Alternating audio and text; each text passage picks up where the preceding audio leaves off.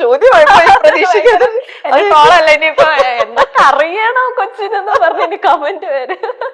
ഇനിയിപ്പോ വൈകി പോയില്ലേ, ചെന്നിട്ട് അല്ലെങ്കിൽ പിന്നെ ചെന്നിട്ട് ഒരു തീരുമാനം ഉണ്ടാക്കാം. അതെ അതെ, നമുക്ക് പങ്കുവിനോട് ചോദിച്ചു നോക്കാം അല്ലെ. എന്നെ തുടങ്ങിയത് എനിക്ക് കുങ്കുമപ്പൂ കഴിഞ്ഞതിന് ശേഷമാണ്. ലൈക് പ്രൊഫസർ ജയന്തി സാറ് വിളിക്കുന്ന അതിലൂടെയാണ് നമ്മുടെ ട്രോൾസ് ഒക്കെ പാവം സാർ മരിച്ചുപോയി. അതെ അതെ അതെ. അപ്പൊ അങ്ങനെ ട്രോൾസും കാര്യങ്ങളൊക്കെ ഇങ്ങനെ വന്നു തുടങ്ങിയത് സീരിയലില്. പിന്നീടാണ് നമ്മൾ ട്രോള് അല്ലെങ്കിൽ ഇങ്ങനെയൊക്കെ ചെയ്യാം.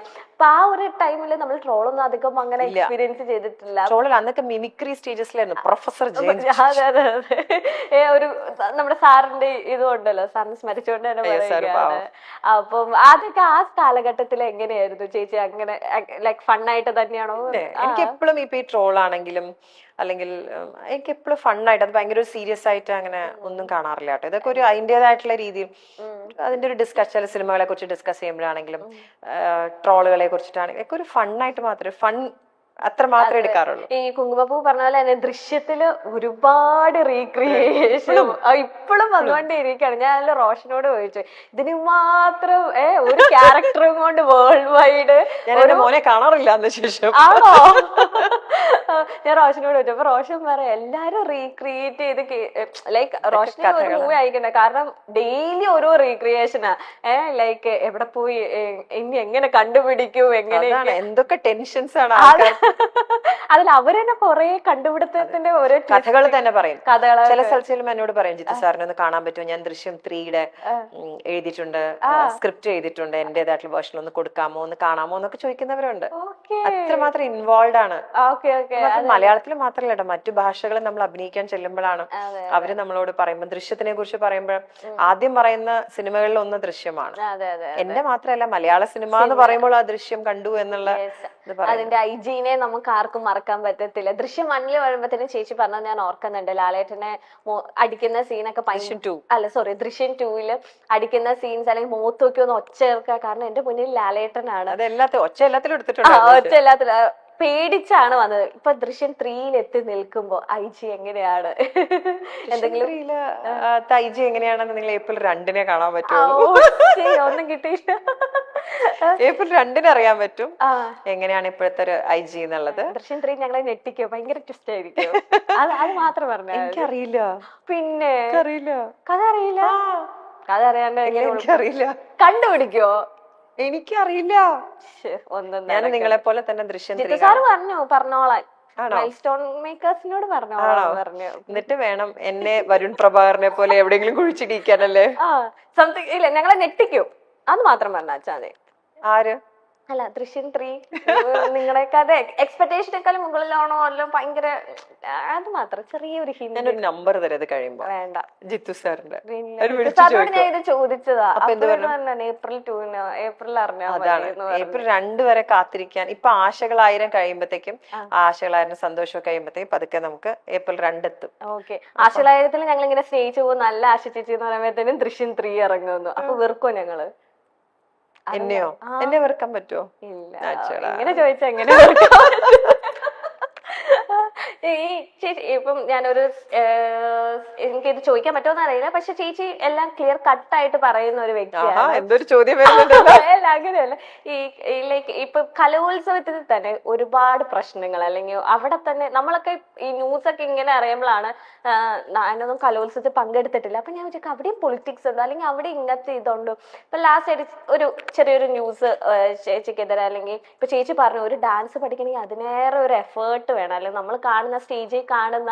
ഇപ്പൊ ചേച്ചി പറഞ്ഞപ്പോഴാണ് കുറച്ചും കൂടെ ക്ലിയർ ആയത്. ഇതിന്റെ ഒരു കൊറിയോഗ്രാഫി ചെയ്യണം അല്ലെങ്കിൽ പഠിപ്പിക്കണം. അപ്പൊ നിങ്ങളുടെ ഞാനിത് മേത്തിൽ ദേവിക മാമിനോട് ചേച്ചിയോട് ഞാൻ ചോദിച്ചത്. അപ്പൊ നിങ്ങളുടെ ആ ഒരു ടൈമിങ്ങിന്, അല്ല ചില പേരൻസ് പറയുന്നു ഭയങ്കര എമൗണ്ട് ആണ് വാങ്ങിക്കുന്നത്, അല്ലെങ്കിൽ അങ്ങനെ ഒരു ചെറിയൊരു ന്യൂസ് വന്നു. ചേച്ചിക്ക് ആഗ്രഹം ഉണ്ടെങ്കിൽ പറഞ്ഞാൽ, അല്ലെങ്കിൽ അപ്പം അങ്ങനെയൊക്കെ വരുമ്പോൾ ആസ് എ ഒരു ആർട്ടിസ്റ്റ്, അല്ലെങ്കിൽ ജീവൻ മൊത്തം വായു അല്ലെങ്കിൽ ജീവവായു ആയിട്ട് ചേച്ചി കരുതുന്ന ഒരു നൃത്തമാണ്. അപ്പൊ അതിനെ അങ്ങനെയൊക്കെ ന്യൂസ് അല്ലെങ്കിൽ അങ്ങനെയൊക്കെ കേൾക്കുമ്പോൾ ചേച്ചിക്ക് എന്താ തോന്നുന്നത്? ഇപ്പൊ ഈ കോമ്പറ്റീഷൻ എന്ന് പറയുമ്പോൾ ഞങ്ങളുടെ കാലത്ത് ആണ് ഇപ്പോഴത്തെ കാലത്തിനേക്കാളും ആൾക്കാർ കോമ്പറ്റീഷന് വേണ്ടി പൈസ സ്പെൻഡ് ചെയ്തിരുന്നത് ഞങ്ങളുടെയൊക്കെ ചെറുപ്പകാലത്ത്. ഓക്കെ ആ കാലത്ത് ലൈവ് ഓർക്കസ്ട്രയാണ്. ഓക്കെ ഇപ്പൊ നമ്മൾ CD വെച്ചിട്ടാണ് അല്ലെങ്കിൽ റെക്കോർഡഡ് മ്യൂസിക് വെച്ചിട്ടാണ് കളിക്കുന്നത്.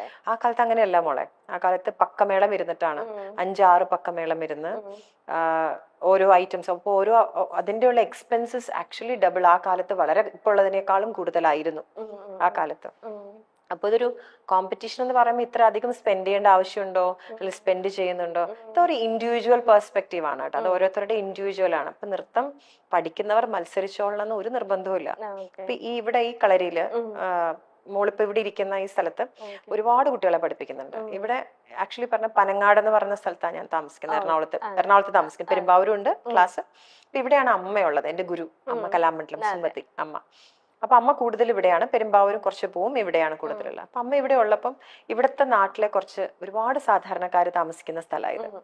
ഒരുപാട് സാധാരണക്കാര്, കുടുംബശ്രീയിലെ കുട്ടികൾ പഠിക്കുന്നുണ്ട് ഇവിടെ, ഓട്ടോറിക്ഷ ഓടിക്കുന്ന ചേട്ടന്മാരുടെ മക്കൾ പഠിക്കുന്നുണ്ട് ഇവിടെ. അപ്പൊ ഇവർക്ക് എല്ലാവർക്കും അഫോർഡ് ചെയ്യാൻ പറ്റുന്ന രീതിയിലുള്ള ഒരു ഫീസ് വെച്ചിട്ടാണ് ഇവിടുത്തെ ക്ലാസ്.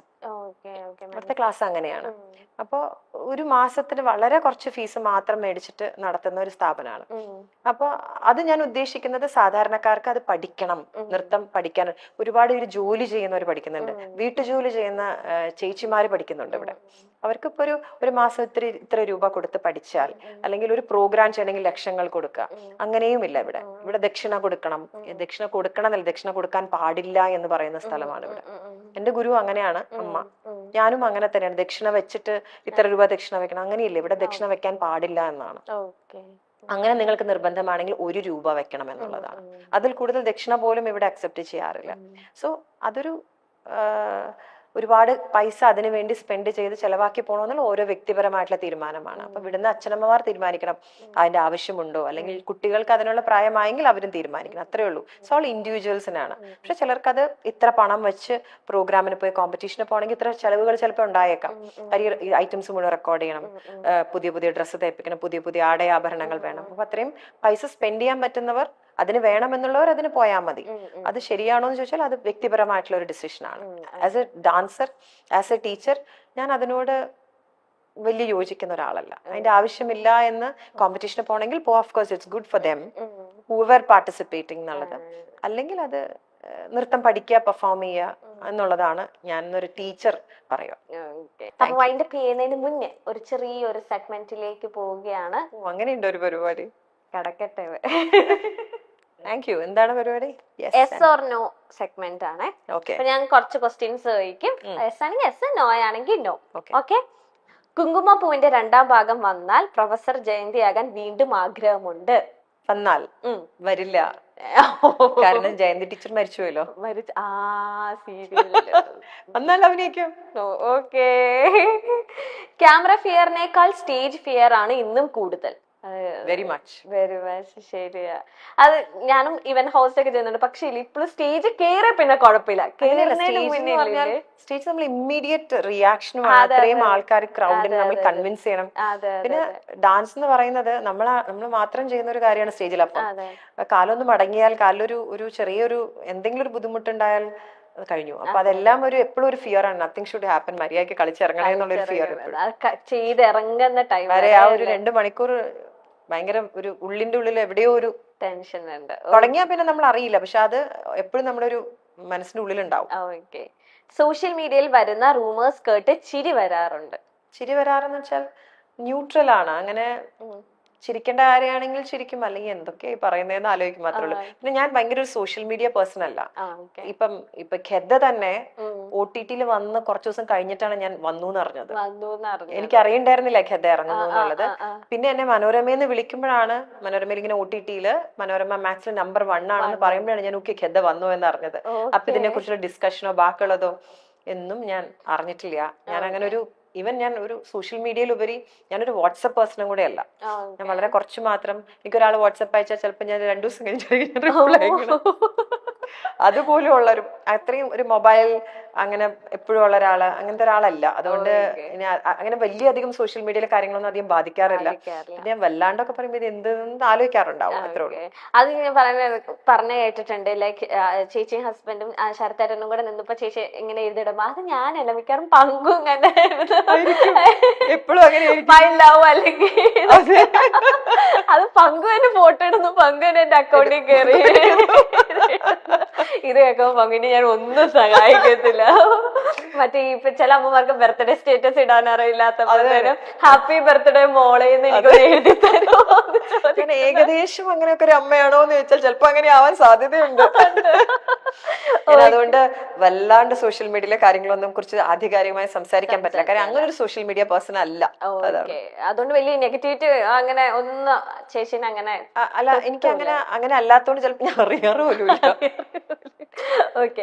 ദൃശ്യത്തിലെ കഥാപാത്രം വന്നത് കൊണ്ടാണ് നായികയായി മലയാളത്തിൽ രാശി വന്നത് എന്ന് വിശ്വസിക്കുന്നുണ്ടോ? ദൃശ്യത്തിൽ എന്ന് അങ്ങനെ വിശ്വസിക്കുന്നില്ല. ഞാൻ അതിനു മുമ്പ് ചെയ്ത ചിത്രം ഉള്ളത് കൊണ്ടാണ്, കർമ്മയോധ എന്ന് പറഞ്ഞ അങ്ങനെയും ചിത്രങ്ങൾ കൊണ്ടല്ലേ ദൃശ്യത്തിൽ വന്നത്. അങ്ങനെ വിശ്വസിക്കുന്നില്ല. ഓക്കെ. ചില മീഡിയ ക്വസ്റ്റ്യൻസ് ഇറിറ്റേറ്റ് ചെയ്തിട്ടുണ്ട്? ഇല്ല, അങ്ങനെ ഒന്നും ഇറിറ്റേറ്റ് ചെയ്തിട്ടില്ല. ചില സൗഹൃദങ്ങൾ പിന്നീട് ജീവിതത്തിൽ ദോഷം ചെയ്തിട്ടുണ്ട്? അതുണ്ട്. യെസ്. അതിന് എന്താ പഠിച്ചേ? പാഠം എന്താ പഠിച്ചേ?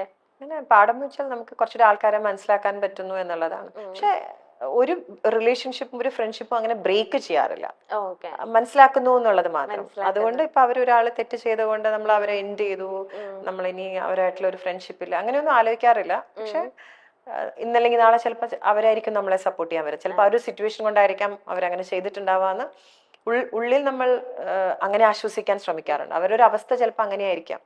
നമ്മൾ ഏറ്റവും അടുത്ത സുഹൃത്ത്, ഏറ്റവും ബെസ്റ്റ് ഫ്രണ്ട് നമുക്കൊരു ആവശ്യത്തിന് വേണ്ട ഒരു സമയത്ത് നമുക്ക് ചെയ്യാതെ, നമുക്ക് കൂടെ നിൽക്കാതെ വരുമ്പോൾ നമുക്ക് ഭയങ്കര വേദനിക്കും. പക്ഷെ അത് പിന്നീട് നമ്മൾ ആലോചിക്കും, ചിലപ്പോൾ അത് അവരുടെ അവസ്ഥ ചിലപ്പോൾ അങ്ങനെ ആയിരിക്കാം, അതുകൊണ്ടായിരിക്കാം എന്ന് ആലോചിച്ച് സ്വയം ആശ്വസിക്കും. ചേച്ചി ഇങ്ങനെ ആൾക്കാരെ പെട്ടെന്ന് വിശ്വസിക്കുന്ന കൂട്ടത്തിലാണോ? അല്ല, എനിക്ക് വളരെ കുറച്ച് ഫ്രണ്ട്സ് മാത്രമല്ല, ഒരുപാട് ഫ്രണ്ട്സ് ഒന്നും ഇല്ല. കുറച്ച് ഫ്രണ്ട്സ് ഇവരെല്ലാം എണ്ണാവുന്ന കൂട്ടുകാരൊക്കെ ഉണ്ടാവുള്ളൂ.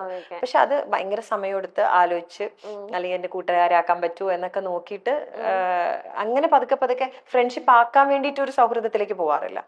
അങ്ങനെ ഇരുന്നാണ് അതൊരു സുഹൃത്തായി മാറുന്നത്. അങ്ങനെ വളരെ കുറവ് സുഹൃത്തുക്കൾ മാത്രമേ ഉള്ളൂ. ദൃശ്യം ഓരോ ഷൂട്ട് നടക്കുമ്പോഴും പലരും ക്ലൈമാക്സ് പറഞ്ഞു തരാമോ എന്ന് സീക്രട്ട് ആയിട്ട് മുമ്പിലിരിക്കുന്ന ആള് ചോദിച്ചല്ലോ. ഞാൻ സീക്രട്ട് അല്ല, പബ്ലിക് ആയിട്ട്. വീട്ടില് മക്കള് ചോദിച്ചിട്ടില്ലേ? പങ്കു അമ്മ ഒന്നും ചോദിച്ചിട്ടില്ല? അമ്മും പങ്കൊന്നും അങ്ങനെ ചോദിക്കാറ്. ഞാൻ അങ്ങനെ കഥയുടെ ഈവൻ ദൃശ്യം 1 കഥ പോലും ക്ലൈമാക്സ് ഞാൻ ആരോടും പറഞ്ഞിട്ടുണ്ടായിരുന്നില്ല. ആരോടും പറഞ്ഞിട്ടില്ലായിരുന്നു. ക്ലൈമാക്സ് ശരത്തേട്ടൻ കാണുമ്പോഴാണ്. ശരത്തേട്ടൻ ആക്ച്വലി ദൃശ്യം 1 ഡബ് ചെയ്യുമ്പോൾ അവിടെ ഉണ്ടായിരുന്നു. ഡബിങ്ങിന്റെ ക്ലൈമാക്സ് ഷൂട്ട് ചെയ്യുമ്പോൾ ഡബ് ചെയ്യുമ്പോൾ ജിത്തു സാറും ഞാനും കൂടെ ശരത്തേട്ടന്റെ പുറത്തിരുത്തിയിട്ടാണ് ഞങ്ങൾ ഡബ് ചെയ്തത്. ഇവിടെ പറഞ്ഞിട്ടുണ്ടായിരുന്നില്ല. ഓക്കെ. ഇവർക്ക് ഇങ്ങനെ ക്യൂരിയോസിറ്റി അമ്മ പറഞ്ഞു. ഞാനൊക്കെ അങ്ങനെ ക്ലൈമാക്സ് എന്താന്ന് അറിയണം താല്പര്യം. ഭയങ്കര സിനിമ ക്രിട്ടിക്സ് ആണ് ഇവരൊക്കെ. ഭയങ്കര ഞാനൊന്നല്ല, ഇവരാണ് എല്ലാ സിനിമകൾ കാണുന്നത്. എന്റെ മാത്രം ടോട്ടൽ സിനിമകൾ കാണുന്നത്. അതെങ്ങനെ ഇതിങ്ങനെ സിനിമകൾ കണ്ടു കഴിഞ്ഞിട്ട് അതിനെ പറ്റി പറഞ്ഞ് അടി കൂടുന്ന ആൾക്കാരാണ് അമ്മും പങ്കുമൊക്കെ. എന്നാൽ അതെന്താ അങ്ങനെ ഇങ്ങനെ നമ്മൾ വല്ലൊരു സിനിമ നിങ്ങൾ അടി കൂടുന്നുണ്ട്, അങ്ങനെയാണ്. അപ്പൊ അതുകൊണ്ട് അവർക്ക് ഒരിക്കലും കഥ അറിയണമെന്ന് താല്പര്യമില്ല. ഇതിന്റെ ചോദിക്കാറില്ല, ആരും ചോദിക്കാറില്ല. വീട്ടിൽ ആർക്കും അറിയില്ല. ഇത്രയും രഹസ്യം എങ്ങനെ വെക്കുന്നു? Okay. You are very strict with yourself. I am very strict myself. Very strict myself എന്ന് വെച്ചാൽ അങ്ങനെ ഡിസിപ്ലിൻഡ് ഡിസിപ്ലിൻഡ് ഒന്നല്ല. പക്ഷെ ഞാൻ എന്റെ കാര്യത്തിൽ എനിക്ക് അതങ്ങനെ വേണം ഇതിങ്ങനെ വേണം എന്നല്ല. എന്റെ കാര്യത്തിൽ കുറച്ചൊരു കാര്യങ്ങളൊക്കെ ചെയ്ത് തീർക്കണം, അല്ലെങ്കിൽ ഇന്ന കാര്യങ്ങൾ ചെയ്യണം എന്നൊക്കെ ആഗ്രഹമുള്ള ഒരാളാണ്. വാർഡ്രോബിൽ നിന്ന് ഏറ്റവും കൂടുതൽ കളക്ഷൻ ഉള്ള കോസ്റ്റ്യൂം സാരി തന്നെയാണ്. അതെ. യെസ്. വെറൈറ്റി സാരി പ്രാന്താണെന്ന് അമ്മ ചോദിക്കുന്നതിന് ആരെങ്കിലും സാരിയിൽ കൈവശം തന്നിട്ടുണ്ടോ ആശയം? സാരി മേടിക്കുകയും ചെയ്യും, ഒരു ആവശ്യമില്ലാതെ സാരി മേടിക്കുകയും ചെയ്യും. ഈ ചേച്ചിക്ക് നല്ല പെർഫെക്റ്റ് ആയിട്ടൊക്കെ ഇങ്ങനെ ഉടുക്കാൻ അറിയാം. സാരി ഉടുക്കാൻ അറിയാം. കുങ്കുമപ്പൂല് മുഴുവൻ സാരി ഞാൻ തന്നെ എടുത്തത്. 850 സാരി ഉടുത്തിട്ടുണ്ട് കുങ്കുമപ്പൂല്. ഇപ്പൊ വാർഡ്രോബിലൊക്കെ അല്ലേ. ലാസ്റ്റ് ഞങ്ങൾ ഒരു ദിവസം ഹോം ടൂർ ഒക്കെ ചോദിക്കാനൊന്നൊക്കെ ആഗ്രഹമുണ്ട്. ഒരു ദിവസം ഞങ്ങൾ ഹോം ടൂർ തന്നെ. തീർച്ചയായിട്ടും. കണ്ടോ? തീർച്ചയായും റെക്കോർഡാണ്. ആശിച്ചു നമുക്ക് ഹോം ടൂർ അദ്ദേഹത്തിന് സന്തോഷമായി വിളിച്ചിട്ട് ആശിച്ചി മൈൽ സ്റ്റോൺ മേക്കേഴ്സ് ആണ്. അല്ല അങ്ങനെ വിളിക്കും, ആശിച്ചി മൈൽ സ്റ്റോൺ മേക്കേഴ്സ് എന്നാണ്, കുറച്ച് കാര്യങ്ങൾ സംസാരിക്കാനുണ്ട്. അപ്പൊ ഞാൻ പറയും, മോനെ ഞാൻ ഇവിടെ അല്ല, ദുബായിലാണ്. ചേച്ചി ഇപ്പൊ നാട്ടിലാണല്ലോ. അവ ചോദിക്കും. അപ്പൊ ഞാൻ പറയും, ഞാൻ നാട്ടിലാണ്, പക്ഷെ ഞാൻ പ്രോഗ്രാമിന് വന്നാണ്, നാളെ കഴിയുമ്പോ തിരിച്ചു പോകും. പിന്നെ ചിലപ്പോ വിളിക്കുമ്പോ ഷൂട്ടിലായിരിക്കും വിളിക്കും. പറയും, ഞങ്ങൾ ആവശ്യമില്ലാത്തത് ഒന്നും ചോദിക്കില്ല. അപ്പൊ ഞാൻ ചോദിക്കും, അല്ലെങ്കിൽ ആവശ്യമില്ലാത്ത ചോദിക്കാൻ പ്ലാൻ ഉണ്ടായിരുന്നോ എന്ന് ചോദിക്കും. അല്ല, ആവശ്യമില്ലാത്ത ഒന്നും ചോദിക്കില്ല, ഞങ്ങളൊന്ന് വന്നോട്ടെ, ഞാൻ പറഞ്ഞു വരൂ, പക്ഷെ ഞാൻ ഇവിടെ ഉള്ള സമയത്ത് വരാം എന്ന് പറയും. അങ്ങനെ സംഭവിച്ചത് ഇന്നാണ്. ഓക്കെ, ഇനി ഒരു ദിവസം ഞങ്ങൾക്ക് ഹോം ടൂറും കൂടെ തരണം. ശരി, അപ്പൊ നമുക്ക് ഭയങ്കര സന്തോഷം. നിങ്ങളെ സന്തോഷിപ്പിച്ചളയാം.